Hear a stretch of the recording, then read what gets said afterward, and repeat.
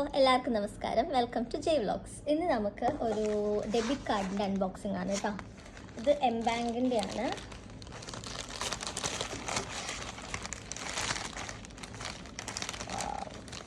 ആദ്യമായിട്ടാണ് peach colour ഒരെണ്ണം കാണുന്നത്.